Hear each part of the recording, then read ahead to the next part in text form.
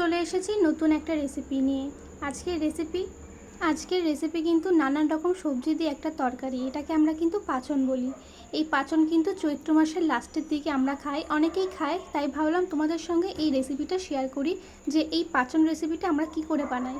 এখানে নানান রকম সবজি নিয়ে নিয়েছি, তোমরা তোমাদের মন পছন্দ মতন সবজি নেবে, আর তেঁতোটা কিন্তু অবশ্যই নিতে হবে।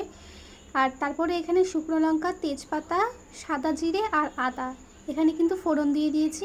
এবারে কিন্তু এটাকে লাল লাল করে কিন্তু ভেজে নিতে হবে। দেখতেই পাচ্ছ কালারটা কিন্তু চেঞ্জ হয়ে গেছে, লাল লাল করে এখানে ভেজে নিয়েছি। তারপরে এখানে দিয়ে দিলাম কেটে রাখা কাঁচা লঙ্কা। কাঁচা লঙ্কা কিন্তু তোমরা তেলের মধ্যেও দিতে পারো, বা যখন তরকারি দেবে তখনও কিন্তু দিতে পারো। আমি এখানে তেলের মধ্যে দিয়েছি। তারপরে এখানে দিয়ে দিলাম নারকোল কুচি। এই নারকোলটা কিন্তু অবশ্যই দিতে হবে, নারকোলটা কিন্তু কুচিয়ে নিতে হবে, মানে নাড়ু যেরকম করা হয় সেরকম করেই কিন্তু নারকোলটা কুচিয়ে নিতে হবে। তারপরে এটা ভালো করে ভেজে নিয়ে এখানে নানান রকম সবজিগুলো কিন্তু এখানে দিয়ে দিলাম।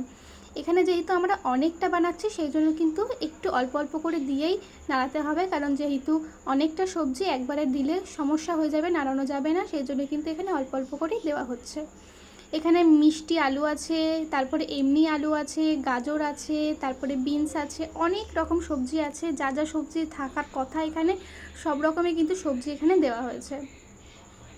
তারপরে এখানে দিয়ে দিচ্ছি স্বাদ মতো নুন, আর কালারের জন্য দিয়ে দিচ্ছি হলুদ। এটা দিয়ে কিন্তু সব কিছু ভালো করে একসঙ্গে কিন্তু মিশিয়ে নিতে হবে। এই তরকারিটা কিন্তু সব কিছুর সঙ্গে খেতে খুব ভালো লাগে, রুটির সাথেও ভালো লাগে, লুচির সঙ্গেও কিন্তু তোমরা খেতে পারো। এই তরকারিটা এত সুন্দর টেস্ট হয় এই তরকারিটা কিন্তু চৈত্র মাসের লাস্টের দিন আমরা খাই, প্রতি বছরই কিন্তু আমরা খাই, কিন্তু কোনো সময় তোমাদের সঙ্গে শেয়ার করা হয় না। তাই ভাবলাম এত সুন্দর একটা রেসিপি তোমাদের সঙ্গে না শেয়ার করে পারলাম না, তাই জন্য কিন্তু আজকে তোমাদের সঙ্গে রেসিপিটা শেয়ার করছি। দেখতেই পেলে প্রথমে কিন্তু আমি অর্ধেক সবজি দিয়েছি, তারপরে কিন্তু বাকি সবজিটা এখানে দিয়ে দিলাম। এবার দিয়ে ভালো করে নাড়িয়ে কিন্তু এটাকে ঢাকা দিয়ে দিতে হবে।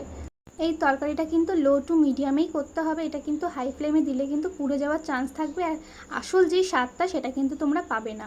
তারপরে দেখতেই পাচ্ছ তরকারি থেকে কিন্তু আস্তে আস্তে জল ছাড়তে শুরু করে দিয়েছে। এখানে কিন্তু সমস্ত রকম সবজি দিয়েছি, শুধু কিন্তু লাউটা দিইনি। লাউটা কিন্তু তোমরা দিলেও দিতে পারো, আমরা কিন্তু দিইনি।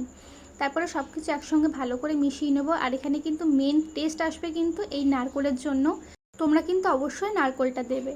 তারপর এখানে একটা ভাজা মশলা নিয়ে নিয়েছি, তার মধ্যে নিয়েছি গোটা ধনে, তেজপাতা আর গোটা জিরে। ভাজা মশলাটা ভালো করে বেটে নিয়ে এখানে নামানোর আগে কিন্তু দিয়ে দেবো। এর মধ্যে না কোনো ঘি দিচ্ছি আর না কিন্তু গরম মশলা, এই হচ্ছে ভাজা মশলাটাই মেন মশলা। এই ভাজা মশলাটা কিন্তু একদম স্কিপ করা যাবে না, এই ভাজা মশলা কিন্তু অবশ্যই দিতেই হবে, নাহলে কিন্তু এর আসল স্বাদটা কিন্তু একদম পাওয়া যাবে না। দেখতেই পাচ্ছ এখানে কিন্তু সব সবজিগুলো আস্তে আস্তে সিদ্ধ হয়ে গেছে, এটাই কিন্তু ঢেকে ঢেকে রান্না করতে হবে, তবে কিন্তু এই সবজিগুলো সিদ্ধ হবে আর এর আসল স্বাদটা কিন্তু বেরিয়ে আসবে। ব্যাস রেডি হয়ে গেছে কিন্তু আমার পাচন তরকারি। এই তরকারিটা কিন্তু অবশ্যই তোমরা বাড়িতে বানাবে, আর আমাকে কিন্তু কমেন্ট করে জানাবে যে তোমাদের কেমন লেগেছে। তো